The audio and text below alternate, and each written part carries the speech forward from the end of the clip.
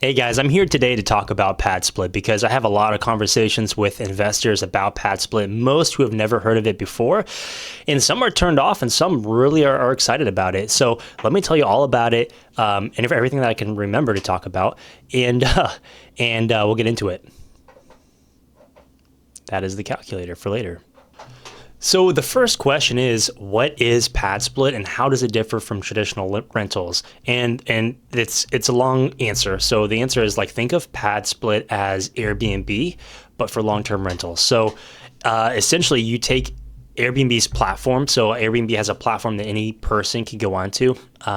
They can book a stay anywhere in the world. I went through Thailand with my wife. We traveled all across Thailand, just stayed in Airbnbs, and it was great. We had a great experience. But when you're on Padsplit's website, you are looking at rooms. So you are renting out a room in a house, and there's a lot of regulations that Padsplit has put into place on how they operate and what homes are I guess rentable. Like, there's just some restrictions you have on like room sizes and some nuances like that. But anyway, essentially that's what Padsplit is. You're renting a room in a house for a long period of time. That's legally over 6 months at a time, but most people tend to stay 9 to 12 months at a time. There's obviously situations where people stay for years on end, and some people kind of stay at that minimum time because they might just be stepping in. There might be just really in an intermediate time of their lives where they need to save a little bit of money, or they're getting out of a bad situation and they need to save up for a place for themselves. Which leads me to my next question that I always get is, like, who are the people renting these places out? And the data that's provided from Padsplit are 25 to 45-year-olds. They're professional singles.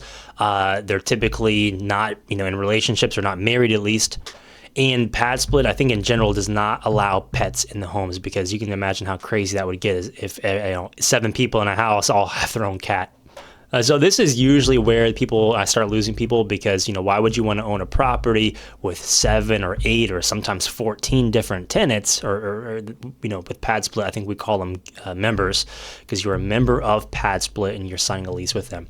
Anyway, I digress a little bit, but the cool part about Padsplit and where people start to get excited is when you talk about the financial side of things. So with Padsplit, instead of having a house where, let's say in Tampa, you have a 3 or 4 bedroom house that tends to rent for $1,900 to $2,500 a month, depending on finishes, depending on location, and a few other factors. So you have, let's say, $2,300 a month for your 3-bedroom, 2-bath in Tampa.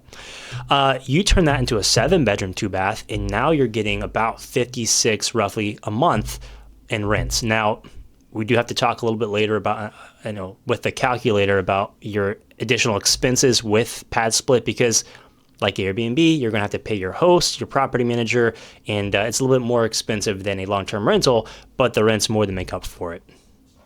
And the other thing about having that I think people don't really think about right off the bat is, when you have a house, you have one unit, and when it's vacant, it's vacant. You're not getting anything for 1 to 2 months out of the year. And hopefully you have a renter for more than 1 year at a time, because if you're getting 1 or 2 months of vacancy every single year, that really adds up. But with Padsplit, you have, let's say 7 or 8, units, and they're all producing income. And if you're able to keep it 85 to 90% full at all times, and, hopefully 100%, but even at 90%, you're never experiencing complete vacancy. And if you underwrite for that, average vacancy, then you're going to be a little bit safer than a long-term rental in many cases. So we've talked about the difference between like a long-term rental and how Padsplit separates itself from Airbnb. But some of the questions I also get are, what properties are best suited for Padsplit? And typically those are single-family houses that are near public transit. They are outside of HOAs, definitely no HOAs. You could also do multifamily properties. They just typically don't make as much financial sense, but they could work. And you are looking for, layouts that are positive to build off of and separate rooms. And typically you want to maintain a bed to bath ratio of 1 to 3. Now, Padsplit does allow 1 to 4, so that's 1 bathroom for every 4 rooms, but you can imagine how, and why people would prefer 1 to 3. So there's a few more nuances when you're looking for a Padsplit property, but those are the main things. You do have to consider parking.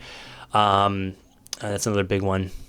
And so some of the other questions I get are, how are tenants screened and who's actually staying here? And, the main, I guess, Padsplit is going to verify and vet your tenants because they're also going to take rents. They're going to collect those for you. And I guess the duties and the responsibilities for like an in-person property manager versus Padsplit, I should probably lay those out here. So Padsplit is going to collect the online rents. So they're going to do the background checks for all your tenants. So you're not doing any of that, more digital stuff. They're going to make the payouts. You have your analytics and tracking an account with Padsplit. You can see, who's there, like how many rooms are filled currently, your occupancy rate, that type of thing. They also handle evictions. That's another question that I have to remember. But essentially, your in-person property manager is going to be handling all the more physical stuff. So when you have a tenant move out, you're paying for a turn on one room, not the whole house. So you have a very, fairly low turn expense when a tenant moves out. And your property manager is going to be doing all of that. And a lot of people will pay a property manager to do monthly cleanings on the common areas as well. So that's really in repairs when tenants put in tickets to get things replaced, like a leaky faucet. Your property manager is going to have a vendor and they're going to send that person out. So that's how, and you can find out more information on how Padsplit vets tenants and their background checked and the requirements and policies there on their website. And the leases that they use are proprietary as well. So they're not going to be your typical long-term rental, Florida Realtors lease agreement. Let's go over to the calculator because I want to show you, what the numbers look like here. So I put together just some sample numbers, for kind of what we should target in Tampa. You're looking for about, if you want to target an 8-bedroom, you're probably looking at about a $400K price range would be a good starting point. You could go, fewer bedrooms, lower price. But the 8,500 here is it's out of pocket, not financed. So this is for your furnishing when you're leaving, when you're closing the property. After you close, Padsplit can even help you put together what you need. So this does not have to be an overwhelming, very, intense thing for you to do all by yourself. We have people all throughout Tampa who can help you every step of the way, and it will not break your bank. So $8,500 to furnish the house, which is much less than an Airbnb because you're not buying cosmetics. You're really just buying functional things like bed frames, mattresses. Tenants will bring their own. I keep saying tenants, but they are members. They're going to bring their own linens, their toothpaste, that type of thing. So here are some pretty basic financial. You can change them and edit it for your situation, but if we're getting about $200 a week, and I used $800 a month per room, so 8 times 800 is $6,400 a month right here. You can see we target 10% vacancy, so we want to factor that in, and your property management fee. So this is the unique thing that I wanted to make sure everybody's aware about, because this is kind of based on last year's projections on how the lease, Padsplit's lease with the homeowner worked. So I'll kind of go over all of this right now, but basically Padsplit used to have a much larger monthly percent fee. So I use it sometimes to reflect back on because it can be similar, but basically now they didn't used to charge a tenant placement fee, and now they do. And that's kind of the difference. So now they lowered their property management fee to 8%. However, they also added in a tenant placement fee, which is very hard to factor in because it's basically you're paying 10 days worth of rent on each room each time you have a new tenant. So it's a little, it sounds complicated, and that's why it's a little hard to quantify in a calculator. So I use the old projections, which is about 20.75%. And that also includes your in-person local property manager. So this is kind of like a nice picture to look at on what we think. Now, if I was to use projections now, I would put this at 8%. And I would also do, I'll put my calculator here because I'll show you how I came up with 700. So actually, and it'll change. It'll change. So let's come up with a new number here. This is going to be $300 a month is your flat fee roughly for your property manager. I know a great guy here in Tampa who will do it. There is also $70 a month in internet because you're paying for utilities and internet as a Padsplit owner. Let's say $325 on average in power. Let's say $150 a month in water. And then let's say, $100 a month for mowing the lawn and keeping that clean. That could be a little bit higher, so we'll just use, that's $945 total. Let's use 1,000. So now your monthly net cash flow shows $997, but we know that that's not factoring in your tenant placement fee. So that's kind of the, it looks nice. It looks like 12% cash on cash return, but we know it's not going to be that unless you have tenants who are staying for, a year plus, 2 years plus, then this is going to be excellent cash flow because you'll get the tenant placement fee out of the way. But if you are getting tenants who are staying 9 to 12 months at a time, then, the cash flow is still going to be there because we can go back. Let's remove the $300 for the property manager because everything is still going to apply. And let's try to factor in the tenant placement fees a little bit. You're still going to be cash flowing about $461 a month. We'll say $400 to $500 a month on average. Now you can keep more of that if you create a better experience for tenants, and that's what Padsplit is all about: is creating a great experience for members of their platform and retaining them for longer periods of time. Because as an owner here, you can get rated, and before people move in, they will see that rating, and that could affect your future rents. All right, so thanks for listening to all of that.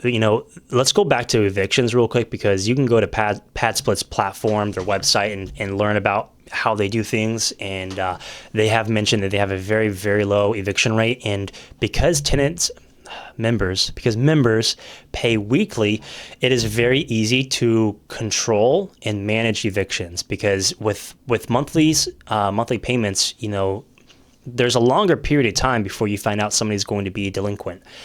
With Padsplit, obviously that's expedited 4x. So you can move about 4 times quicker with a Padsplit property if you have to manage that. And there are great ways that Padsplit does it in a very positive way for both and create a positive outcome for everybody. So kudos to them on that. What I just realized is I forgot. Let me show you what that property on that calculator would have made with the rents that I told you about previously. So let's say $2,300 a month in rents. We'll take off utilities because your tenant's going to mow the lawn. They're going to be responsible for their own utilities as a long-term rental. And we're going to move this to a 8% property management fee. And we're going to remove the rehab budget out of pocket. It doesn't really affect the numbers that much or at all. Excuse me. But here we see, excuse me, man, I'm coughing. I'm going to move the vacancy back down from 10% to 5%. And here you see, this is why it is so incredibly hard to find a rental property in Tampa that you can long-term rent. Now, I get it that, nobody's really buying a $400,000 property to rent at $2,300 a month.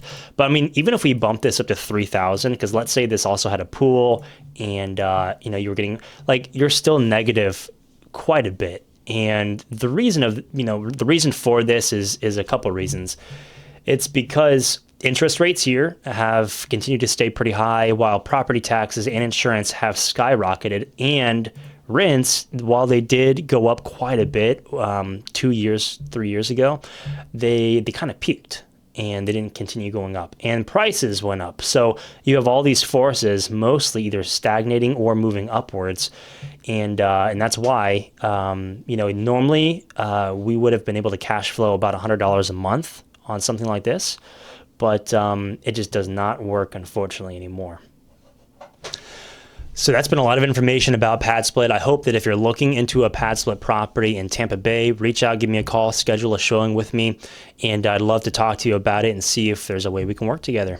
Oh, and don't forget to like, share, and subscribe. Thanks for watching.